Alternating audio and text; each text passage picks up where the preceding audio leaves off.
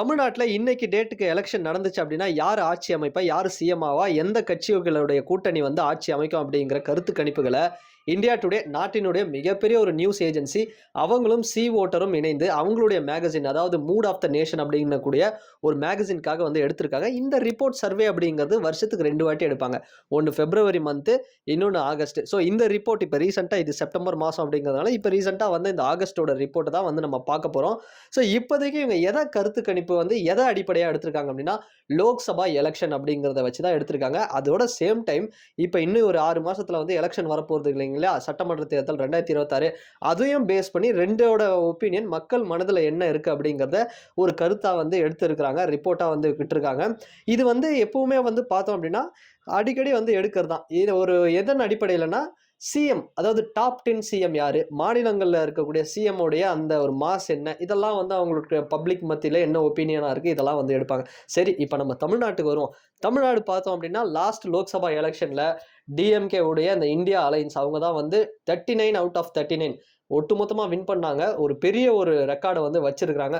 So அப்படி பார்க்கும்பொழுது அவங்களுக்கு வந்து ஒரு ஸ்கோப் வந்து இப்ப இருக்கா அப்படின்னு பார்த்தோம் அப்படின்னா, ஸோ லாஸ்ட் எலக்ஷன்ல என்டிஏ அதாவது என்னதான் 2024ல லோக்சபா எலக்ஷன்ல என்டிஏ அதாவது ஏடிஎம்கேவும் பிஜேபியும் தனிச்சு நின்றாலும் ஒட்டுமொத்தமா என்டிஏ அவங்களுக்கு இருந்த பெர்சன்டேஜ் நம்ம எடுத்து பார்த்தோம் அப்படின்னா கிட்டத்தட்ட அவங்களுக்கு ஒரு மிகப்பெரிய ஒரு ஓட் பேங்க் அதாவது 41% அப்படின்னு இருந்தது. ஸோ இப்போ இந்த மூட் ஆஃப் த நேஷனோட ரிப்போர்ட் படி பார்த்தோம் அப்படின்னா பிப்ரவரி மாதம் 2025 எடுத்து பார்க்கும்பொழுது 21% வந்து இருக்கு அவங்களுக்கு. இப்போ இந்த ஆகஸ்ட் மாதத்தோட ரிப்போர்ட் எடுத்து பார்த்தோம்னா 37 கொஞ்சம் உயர்ந்திருக்கு அப்படின்னு சொல்லலாம். அதுக்கு காரணம் திமுக இந்த காங்கிரஸ் உடைய இந்த ஆன்டி இன்கம்பன்சி கூட ஒரு ரீசனா வந்து இருக்கலாம் அப்படின்னு சொல்லலாம். சரி, ஓகே.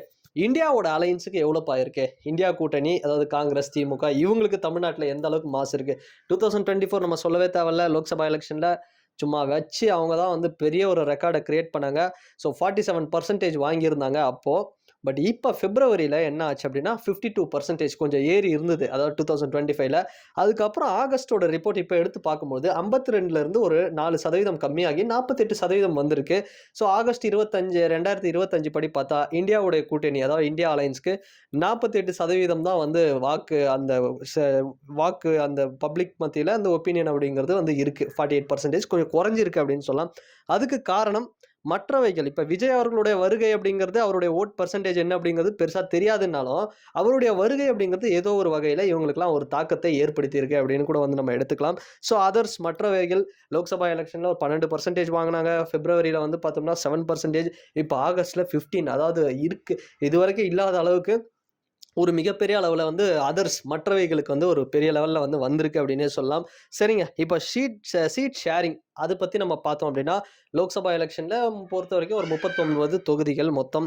ஸோ என்டிஏ லாஸ்ட் டைம்ல 2024ல பார்த்தோம் அப்படின்னா, பெருசா ஒண்ணும் வின் பண்ணல. ஸோ 0ல தான் இருந்தது. ஸோ பிப்ரவரியில பார்த்தோம்னாலும் ஒரு 0ல இருக்கு. பட் இப்ப இந்த ஆகஸ்டோட ரிப்போர்ட் எடுத்து பார்த்தோம் 2025ல பார்த்தோம்னா, கொஞ்சம் அவங்களுக்கு 2லேருந்து 3 சீட் வின் பண்றக்கூடிய அளவுக்கு ஒரு பெரிய மாஸ் இருக்கு அப்படின்னே வந்து சொல்லலாம். கொஞ்சம் உயர்ந்திருக்கு. அதுக்கு காரணம் அதுதான் நம்ம முன்ன சொன்ன மாதிரி திமுகவுடைய அந்த எதிர்ப்பு அலை அது கூட ஒரு ரீசனா இருக்கலாம். சரி, இந்த பக்கம் நம்ம இந்தியா கூட்டணி பார்த்தோம்னா, இந்தியா கூட்டணி இன்னுமே ஸ்ட்ராங்கா இருக்காங்க. அதாவது இந்த இடத்துல நம்ம பார்த்தோம்னா என்டிஏ விஜய் அவர்களை வந்து நம்ம பெருசா எடுத்துக்க வேண்டாம். அவரோட பெர்சன்டேஜ் அப்படிங்கிறது போக போக அடுத்தடுத்த சர்வேல வந்து வரும். கிட்டத்தட்ட வந்து சட்டமன்ற தேர்தல் அப்ப வரும். ஸோ இது வந்து பார்த்தோம்னா என்டிஏ விசஸ் இந்தியா அலையன்ஸ்ல. இந்தியா அலையன்ஸ் பார்த்தோம் அப்படின்னா அதாவது திமுக, காங்கிரஸ் அவங்க வந்து 2024ல 39 சீட்டை வின் பண்ணாங்க. இதுல வந்து 38லேருந்து 39 வரைக்கும் வந்து வருது பிப்ரவரியில. பட் இந்த mood of the nation report படி ஆகஸ்ட் மாதம் 2025ல 35லேருந்து 36 கொஞ்சம் சரிஞ்சிருக்கு அப்படின்னே சொல்லலாம். அதுக்கு காரணம் அதுதான் அந்த திமுகவோட இந்த ஆன்டி வேவ்ஸ் அப்படிங்கிறது ஸ்டார்ட் ஆயிருச்சு. ஸோ அதர்ஸ் பார்த்தோம் அப்படின்னா பெரிய அளவில் வந்து 0-0-0ல தான் இருக்கு. ஸோ சீமான் அவர்கள் அவரெல்லாம் எதுவும் பெருசாக வந்து பண்ண முடியல, வின் பண்ண முடியல ஒரு தொகுதி அப்படி கூட எடுத்துக்கலாம். ஸோ மற்ற கட்சிகள் எதுவாக இருந்தாலும் ஸோ அமமுக, பாட்டாளி மக்கள் கட்சி இவங்கெல்லாம் வந்து தனிச்சு தான் ஒரு வேற மாதிரி ஒரு அலைன்ஸை வந்து ஃபார்ம் பண்ணாங்க லாஸ்ட் டைம்ல. ஸோ அவங்கள வந்து இங்கே பெருசாக நம்ம வந்து கன்சிடர் பண்ண முடியாது. ஏன்னா அவங்க வந்து பார்த்தோம்னா என்டிஏ அலைன்ஸில் தான் லாஸ்ட் டைம் இருந்தாங்க. இப்போ கொஞ்சம் தனிச்சு அங்கங்கே இருக்காங்க பிரிஞ்சு. ஸோ இதெல்லாம் வந்து பார்த்தோம்னா இது வந்து இப்போதைக்கு லோக்சபா எலெக்ஷன் நடந்தா என்ன அப்படிங்கிற ஒரு நிலவரம் தான். பட் அடுத்தபடியா இந்த சட்டமன்ற தேர்தல் அப்படிங்கிறது நம்ம இன்னும் கொஞ்சம் மாதங்களில் ஒரு மிகப்பெரிய அளவில் ஒரு ரிப்போர்ட் வரும். சி ஓட்டராக இருக்கட்டும், இந்தியா டுடே, டைம்ஸ், நம்ம என்டிடிவி அப்படின்னு வந்து பல ரிப்போர்ட் வரும். பல சர்வேக்கள் வரும். ஸோ அதில் தான் வந்து தெரியும். ஸோ அலையன்ஸ் எந்தெந்த அலையன்ஸ் மெர்ஜ் ஆகும்போது மாறும்போது அவங்களுடைய ஓட் பர்சன்டேஜ், பப்ளிக்கோட ஒப்பீனியன் அப்படிங்கிறது. இதுக்கு அடுத்து நம்ம பார்த்தோம் அப்படின்னா, இது வந்து செப்டம்பர். இப்போ அக்டோபர், நவம்பர், டிசம்பர், ஜனவரி, பிப்ரவரி, மார்ச் வரைக்கும் பார்த்தோம்னா, அடுத்த 6 மாசத்துல ஒரு மாசத்துக்கும் ஒரு ஒப்பீனியன் வந்து மக்கள் கிட்ட மாறும். திடீர்னு ஒரு பார்ட்டிக்கு ஏறும், திடீர்னு ஒரு பார்ட்டிக்கு இறங்கும். புதுசா வந்திருக்கக்கூடியவங்களுக்கு, விஜய் போன்ற தலைவர்களுக்கு மிகப்பெரிய மாசு உண்டாகலாம். ஸோ என்ன வேணா நடக்கலாம். ஸோ இதெல்லாம் நம்ம வெயிட் பண்ணி தான் பார்க்கணும். ஸோ இந்த ரிப்போர்ட்ட படி இப்போதைக்கு பார்த்தோம் அப்படின்னா, இந்தியா அலையன்ஸா, என்டிஏ அலையன்ஸா அப்படின்னு தமிழ்நாட்டுல நம்ம இப்போ ஒரு சர்வே எடுத்து ஒட்டுமொத்தமா பார்த்தா, இப்ப இந்தியாவுடைய கூட்டணி திமுகவும், காங்கிரஸும் மிகப்பெரிய அளவுல ஒரு ஸ்ட்ராங்கா இருக்காங்க. பிஜேபிக்கு டஃப் குடுக்குறாங்க, ஏடிஎம்கேக்கு டஃப் குடுக்குறாங்க அப்படின்னே வந்து நம்ம சொல்லலாம்.